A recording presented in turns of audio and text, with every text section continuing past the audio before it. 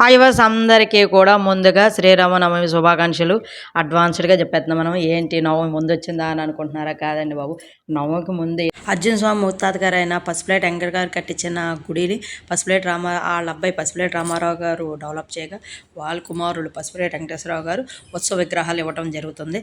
ఆ విగ్రహాలని ముహూర్తం చేయడానికి అర్జున స్వామి వాళ్ళ అన్నగారు, వాళ్ళ పెద్దనాన్న కొడుకులు, చిన్నాన్న కొడుకులు అందరూ కూడా అర్జున స్వామి వాళ్ళ అన్నగారితో సహా అందరూ బయలుదేరతాక ఈ విగ్రహాలది ఎంతోమంది ప్రయత్నాలు జరగలేదు కదా, ఎవరి చేత చేయించుకోవాలో అని ముందే రాసిపెట్టి ఉంటుంది కాబట్టి అది మనం ఆ సమయం వచ్చే వరకు మనకు తెలియదు అనమాట. అది కార్యక్రమం మన చేతుల మీద కుదిరింది అనమాట. సోమవారం కుదిరింది. సరే అని ఇవాళ అయితే ఏంటనుకుంటారా, లాస్ట్ మినిట్ వరకు మేము నలుగురికి ఒక్కొక్క ఇంటి చెప్పని కూర్చోవాలన్నారు. అందరూ ముహూర్తం కుదిరిన వాళ్ళని కూర్చున్నారు. స్వామికి ఇంకొక ఆయనకి కుదిరింది. వాళ్ళిద్దరం కూర్చుంటాక ఇంకా నలుగురు అలా కూర్చోవడం ప్రిపేర్ అయ్యాం. మనది ఏంటంటే ఫస్ట్ నుంచి ఆలోచన లేదు, లాస్ట్ మినిట్ కూర్చోవలసి వచ్చింది. ఎందుకంటే నీకు టైమింగ్స్ లేవు, ఇవన్నీ కుదరట్లేదు, కారమిల్లు ఇవన్నీ అట్ల గురించి అని.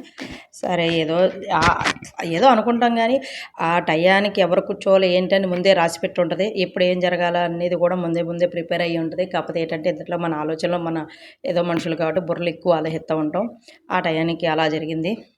ఎర్లీ మార్నింగ్ వెళ్ళేసి నేను కొంచెం ప్రసాదాలు గట్రా అన్నీ చేసి ఒక్కొక్కరు ఒక రకమైన ప్రసాదం తీసుకెళ్ళి అందరం కూడా చక్కగా రెడీ అయ్యి బయలుదేరామన్నమాట.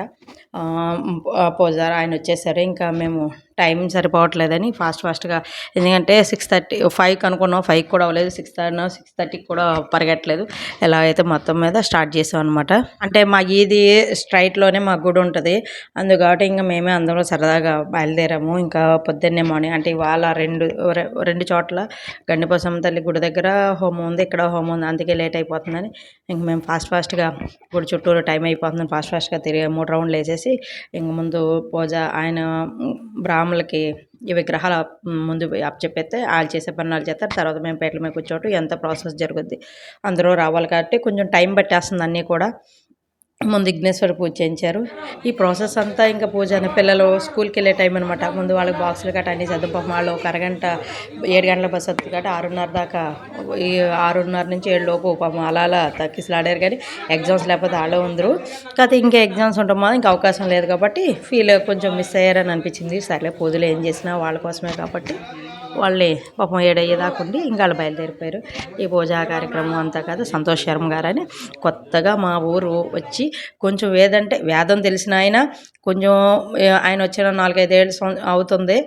వచ్చిన కాడి నుంచి కొన్ని యాగాలు, పూజలు, పునస్కారాలు కొంచెం ఎక్కువైనా అనుకోవాలి. ఎందుకంటే మీరు అనుకుండొచ్చు పాజిటివ్నెస్ అంటే ఏదో మనం మంచడానికి, ఒక ఊరికైనా ఒక దేశానికైనా ఒక ఏదైనా సుభిక్షంగా ఉండాలంటే పాజిటివ్నెస్ తేవాలంటే మంత్రానికి ఉంటుంది. ఆ మంత్రానికి అంత శక్తి ఉంది కాబట్టి ఏమో ఆయన వచ్చిన వేళ విశేషం, ఊరంతా బాగుంది, పెళ్ళిళ్ళు పిల్లలతో సరదాగా అన్నీ కూడా పూజలు ఎక్కువ, ఏదో ఊరందరికీ కూడా ఆయన తలలో నలికి అన్ని రకాలుగా పూజా కార్యక్రమాలకి చాలా అనుకూలంగా ఉన్నారు.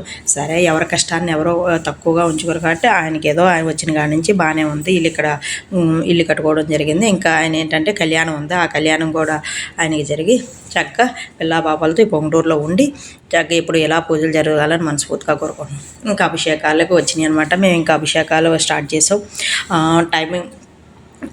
టైమింగ్స్ ఏంటంటే ముహూర్తం 9:40కి ఉందన్నమాట.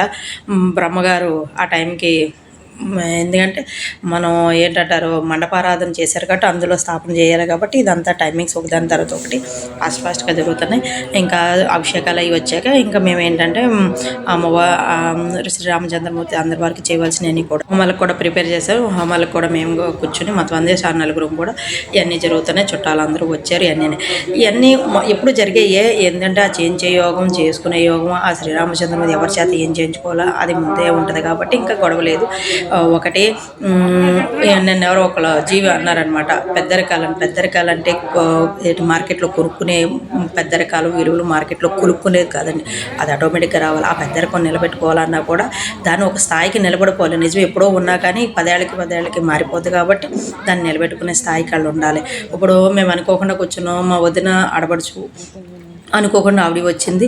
ఆ నిమిషానికి వచ్చారు కాబట్టి పరమ సంతోషం. కాకపోతే ఏంటంటే ముందు ప్లానింగ్ ఉంటే ఒక రకమును, కాకపోతే ఎప్పుడు మా పనులన్నీ అలాగే ఉంటే ఆవిడ కూడా అలాగే వస్తుంది. అది మాత్రం నాకు చాలా సంతోషం అనిపిస్తుంది ఆ నిమిషానికి. ఇలాగేదో చక్కగా అన్ని రకాలుగా పూజా కార్యక్రమాలు జరిగినాయి. భోజనాల సెక్షన్ ఇవన్నీ పురమాయించారు. చుట్టాలందరూ అలా చూస్తూ ప్రశాంతంగా చాలా చాలా హ్యాపీ అనిపించింది. ఎందుకంటే ఈ రకంగా జరగడం చాలా పరమ పవిత్రంగా అనిపించింది అన్నమాట. ఇంత జరిగాక కూడా ఇంకా రేపొద్దున్న ఎల్లుండి కళ్యాణం అయ్యేటప్పటికి స్వామి వాళ్ళ నాన్నగారు అమ్మగారు కూర్చుంటారు కాబట్టి ఈ పని అంతా నెక్స్ట్ ఇంకా ప్రోగ్రామ్ ఉంది. వాళ్ళకి ప్రోగ్రామ్ నెక్స్ట్ రోజు మళ్ళీ ఎల్లుండి ప్రోగ్రాములకు అన్నీ కూడా ప్రిపేర్ చేసుకోవాలి కాబట్టి అన్నీ ఒకదానికొకటి జరుగుతూ ఉన్నాయి. ఇంకా ఏంటంటే బట్టలు పెట్టే కార్యక్రమం అనమాట. మాకు వచ్చేతోడికి పెద్దక్క పెట్టింది. ఇంకా అందరికీ కూడా వాళ్ళ తరఫున అమ్మ వాళ్ళ తరపున ఇంకా మాకు అమ్మాయిన తల్లి తర్వాత ఎవరంటే అక్కే కాబట్టి మాకు ఇక్కడ నాకు ఏదో చిన్న పని అన్నా పెద్ద పని ఉన్నా అక్కే చూసుకుంటుంది కాబట్టి ఇంకా అందులో మాత్రం భేదాపురాయాలు ఏమీ లేవు. ఆవిడ చూసుకుంటుంది అన్న ధైర్యంతోనే ఏ పనైనా విజయంగా ఎటువంటి ఆటంకాలు లేకుండా జరిగిపోతే నా ధైర్యమైన ఇంకేదైనా అక్కే కాబట్టి గొడవ ఉండదన్నమాట. అనుకున్న టైం కల్లా అన్ని పనులు కూడా సక్రమంగా జరిగిపోతాయి. ఇంకా చుట్టాలందరూ మా బట్టలు పెట్టడం అయ్యాక వాళ్ళ భోజనాల సెక్షన్ కూడా అన్ని పురమాయించి ఇంకా 1 గంట అవుతుంది. ఈ అన్ని పనులు క్లియర్ అయ్యేటప్పటికి ఇంకెక్కడతో ఈ వీడియో నాకు నచ్చితే లైక్ చేయండి, షేర్ చేయండి, సబ్స్క్రైబ్ చేయండి. మంచి ఒక వీడియోతో మళ్ళీ వెళ్దాం. Thank you so much.